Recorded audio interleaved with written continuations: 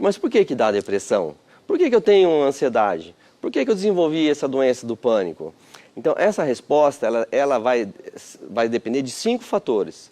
Primeiro, se chama um princípio biopsicossocial e agora espiritual. O bio é o biológico, que corresponde ao aspecto genético. Então, por exemplo, você tem um gene para ter cabelo loiro, para ser alto, para ser baixo, ou para ter doença como diabetes, para ter câncer. Às vezes, uma família inteira de pessoas tem câncer.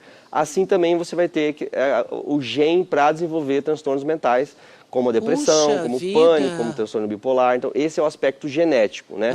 Então, mesmo que a pessoa, por exemplo, passe por situações... Há grandes possibilidades, então, de ser uma questão de DNA mesmo. Por exemplo, e dependendo da doença, por exemplo, o transtorno bipolar, que é uma variação entre agitação e depressão, ela é muito genética. Então, mesmo que a pessoa passe por traumas terríveis, ela não desenvolve essa doença, porque ela não tem o gene para desenvolver aquela doença. Então, esse é o aspecto genético que geram os transtornos mentais.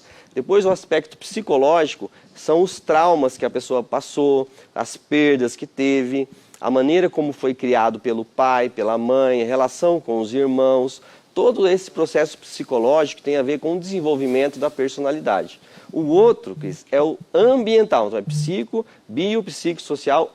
O social é o ambiente que a gente vive, que é o que está assustando a todos agora, que é o ambiente da pandemia, né? Então, a pandemia está gerando muito sofrimento e ela está desencadeando, para quem tem o aspecto genético, despertar o gene e a doença aparecer.